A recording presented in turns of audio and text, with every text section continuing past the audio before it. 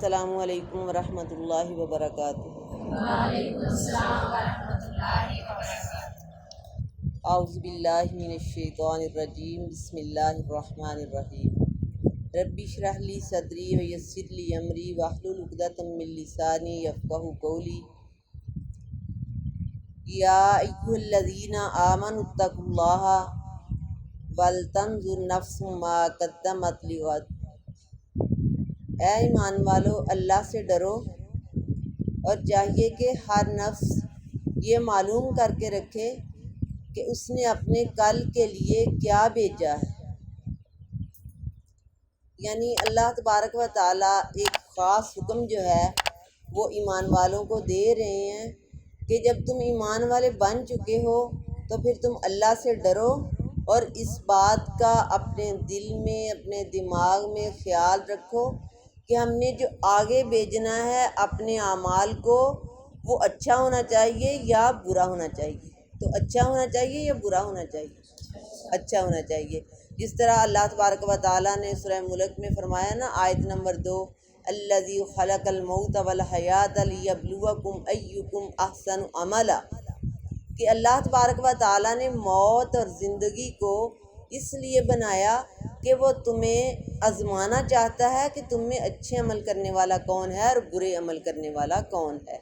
تو انسان نے اب دیکھنا ہے کہ میں نے عمل اچھے کرنے ہیں یا برے کرنے ہیں۔ کون سے عمل کرنے ہیں؟ اچھے عمل کرنے ہیں۔ تو شیطان جو ہے، ہمارا دشمن جو ہے، وہ کیا کرنا چاہتا ہے؟ وہ ہمیں برے اعمال کی طرف لے کے جاتا ہے، برے اعمال کا خیال ہمارے دل میں ڈالتا ہے اور پھر برے کام ہی ہم سے کرواتا ہے۔ اور جب بندہ اچھا کام کرنے لگتا ہے نا، تو پھر شیطان جو ہے وہ مختلف ذرائع سے انسان کے سامنے آتا ہے۔ کس طرح؟ کبھی یہ خیال دل میں ڈال کے کہ آپ نے یہ جو پیسے دینے ہیں مسجد میں، مدرسہ میں، یا جو آپ نے یہ جو صدقہ کرنا ہے، یہ تو آپ کے کتنے دنوں کے لیے خرچہ بن جائے گا، آپ کا اپنا گزر بسر اسی پر ہو جائے گا۔ تو اللہ تبارک و تعالیٰ نے کیا وعدہ کیا انسان سے؟ فَيُضَاعِفَهُ لَهُ أَضْعَافًا مُضَاعَفَةً۔ جب بندہ اللہ کی راہ میں اپنا مال خرچ کرتا ہے تو میں بڑھا کر دگنے سے دگنا کر کے عطا فرماتا ہوں۔ تو شیطان جو ہے وہ انسان پر مختلف طریقوں سے وار کرتا ہے، اور جب بندہ اس کے کہنے میں نہیں آتا، اچھا کام کر ہی لیتا ہے، تو پھر کون سا وار کرتا ہے؟ پھر اس کے دل میں یہ بات ڈالتا ہے کہ میں نے بڑا اچھا کام کر لیا، اب میں نے یہ صدقہ کر دیا، یہ میں نے نماز پڑھ لی، یہ میں نے وظیفہ کر لیا، یہ میں نے اذکار کر لیے، تو کوئی بات نہیں، اب میں بخشا ہوا ہوں۔ یا پھر دوسرا طریقہ کہ اس کے دل میں ریا ڈالتا ہے۔ ریاکاری کیا ہے؟ اپنے اعمال کا دکھلاوا۔ جس طرح ہم نے وہ کل حدیث پڑھی تھی نا کہ اللہ تبارک و تعالیٰ کے سامنے 3 بندوں کو پیش کیا جائے گا، تو سب سے پہلے ان میں سے کون سا بندہ تھا؟ شہید۔ اسے لایا جائے گا، اللہ اسے اپنی نعمتوں کی پہچان کروائیں گے، اور اللہ کہیں گے کہ میں نے تجھے خوبصورت جسم دیا، من اصناف المال، مال کی مختلف قسموں کا ذکر فرمائیں گے، اور اس سے پوچھیں گے کہ ما عملت فیہ، تو نے ان میں کیا کیا، تیرا عمل کیا تھا؟ وہ کہے گا اللہ تجھے راضی کرنے کے لیے۔ اللہ کیا کہیں گے؟ کذبت، تو جھوٹ بولتا ہے، اعمال ضائع ہو گئے۔ اور اسے فحسبہ، کیا معنی ہے؟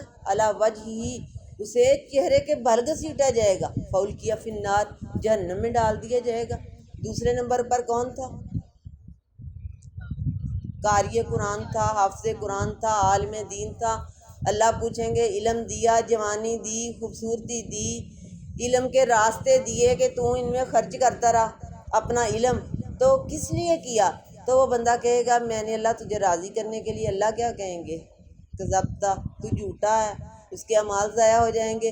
اسی طرح وہ مالدار کو لایا جائے گا، اس کے بارے میں ایسے ہی اللہ کے نبی نے ذکر فرمایا، فحسب علی وجہہ، اسے جہنم کے چہرے کے بل گھسیٹ کے جہنم میں ڈال دیا جائے گا۔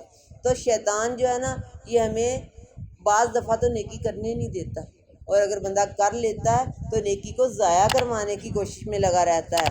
اور ہمیں کیا کرنا ہے؟ ہم نے اپنی نیکیوں کو ضائع نہیں کرنا۔ سب سے پہلے تو جو کام کرنا ہے اس کی نیت، اپنی نیت میں اخلاص پیدا کرنا ہے، کیونکہ اس سے پہلے ہم نے نیت پر حدیث پڑھی تھی عمر بن خطاب رضی اللہ تعالیٰ عنہ کی، کہ انسان کو اس کی نیت کے مطابق ملے گا۔ اگر اس کی نیت ہے مال کمانے جانا ہے تو مال کما لے گا، اگر نیت ہے کہ میں نے کسی عورت کے ساتھ شادی کرنی ہے وہ اس عورت کو حاصل کر لے گا۔ اور فرمایا ہجرت کا اصل ثواب کیا ہے؟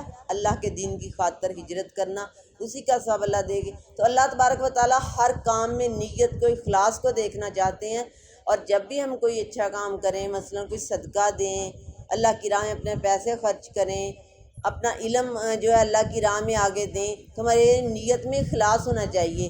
اخلاص کا کیا معنی؟ خالص ہونا چاہیے، نیت میں فتور نہیں ہونا چاہیے، ریاکاری نہیں ہونی چاہیے کہ لوگ کہیں گے بڑا عالم ہے، یہ بڑی اچھی ہے، یہ پڑھنے جاتی ہے، لوگ میرے بارے میں ایسے کہیں گے۔ نہیں، فرمایا ایسا کہنے والا، ایسا سوچنے والا بندہ جو ہے اس کے اعمال جو ہیں دنیا میں ہی ضائع ہو جائیں گے۔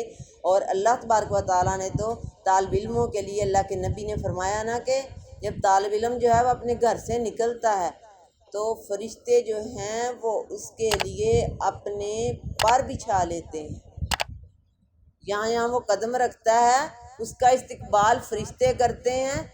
اب دنیا داری میں دیکھیں کہ کوئی وزیر اعظم آ رہا ہے، وزیر اعلیٰ آ رہا ہے، تو کیا ہوتا ہے، سڑکیں بند ہیں، پھول بچھائے جا رہے ہیں، پھول نچھاور کیے جا رہے ہیں، لوگ استقبال کے لیے کھڑے ہیں۔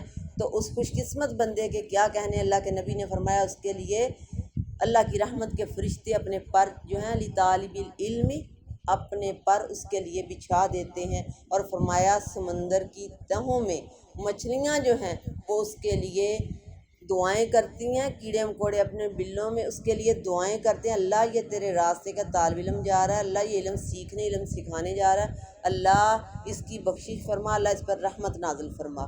وہ مخلوق جس سے ہم دیکھ بھی نہیں رہے ہوتے وہ ہمیں غیب میں ہمارے لیے دعا کر رہے ہیں۔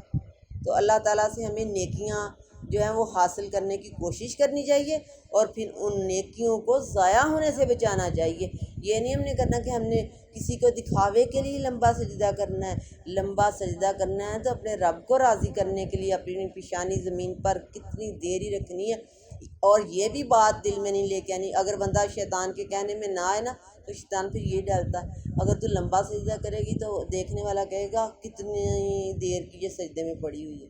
شیطان مختلف طریقوں سے وار کرتا ہے، اور اس شیطان سے بچنے کے لیے اللہ کے نبی سے صحابی نے پوچھا، اللہ کے نبی اگر نماز میں مجھے کوئی وسواس آ جائے تو پھر کیا کروں؟ فرمایا اعوذ باللہ من الشیطان الرجیم پڑھ کے بائیں طرف تھوڑا سا تھکار۔ یعنی نماز میں ہی اللہ کے نبی نے اجازت دے دی کہ شیطان کو دور کر سکتے ہوں۔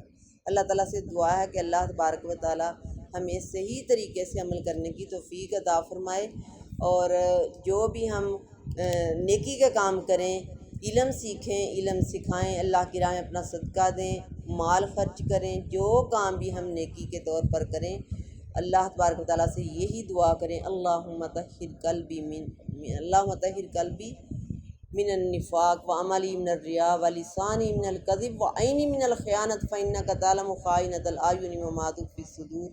وآخر دعوانا الحمد للہ رب العالمین۔ السلام علیکم ورحمۃ اللہ وبرکاتہ۔